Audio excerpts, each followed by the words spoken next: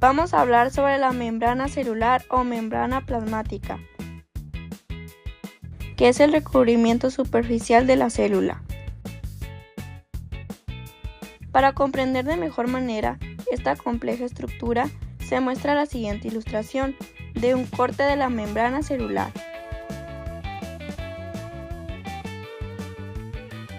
Observamos que dentro de sus características se trata de una estructura elástica, fina y flexible de un grosor de apenas 7.5 a 10 nanómetros, formada principalmente por proteínas y lípidos.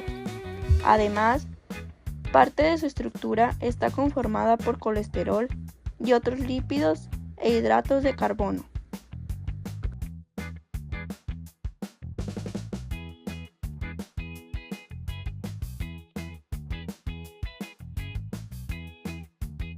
Una de las funciones primordiales es separar el medio extracelular del medio intracelular o citoplasma.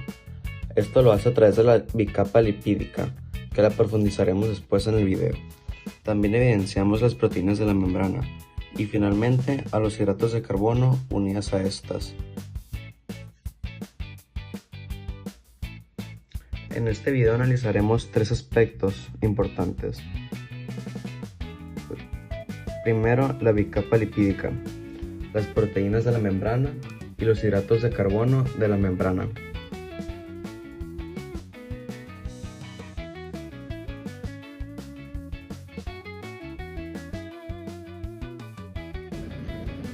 Bicapa lipídica de la membrana celular. Estructura una película fina de doble capa de lípidos.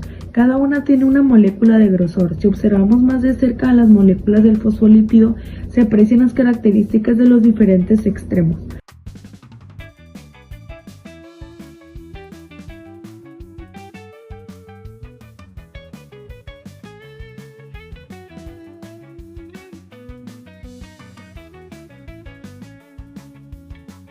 Hidrófilo, le gusta el agua.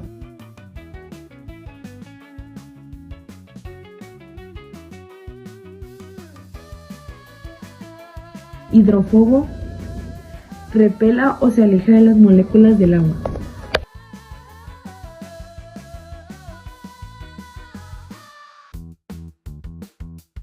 Estas características en el caso del extremo hidrófilo se deben gracias al extremo fosfato del fosfolípido, mientras que las características del extremo hidrófobo se deben a la porción de los ácidos grasos. Estas porciones repelen el agua pero se atraen entre sí, formando el núcleo o el centro de la membrana celular. De esta forma generando un tercer concepto, el de la permeabilidad.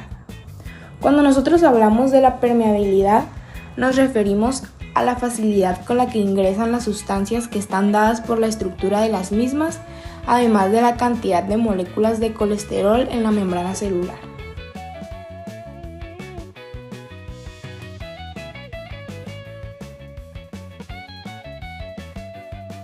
Sin más, vamos a hablar sobre las proteínas de membrana.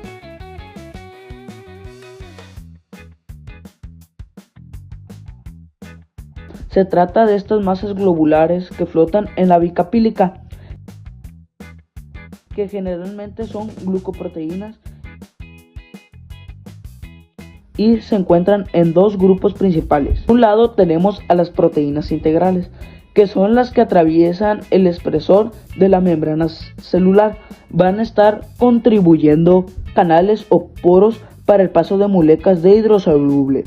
Como iones, además permiten el transporte activo celular y que pueden estructurar enzimas o receptores celulares. Por otro lado tenemos a las proteínas periféricas, que se unen a una sola superficie de la membrana celular, o en algunas ocasiones a proteínas integrales. Se caracteriza porque se unen a una sola superficie de la membrana sin atravesarla.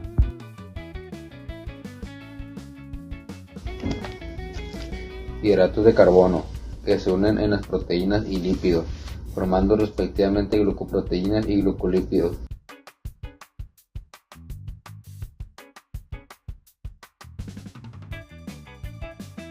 Un componente importante de este segmento se produce en el exterior, el medio extracelular, formando un reclutamiento de hidratos de carbono, que se conoce como la glucosis. Es el mismo que brinda funciones indispensables para la célula y para la membrana celular, que son carga eléctrica negativa que repele algunas células, actúan como receptores para las hormonas, como por ejemplo la insulina, y finalmente en reacciones comunitarias.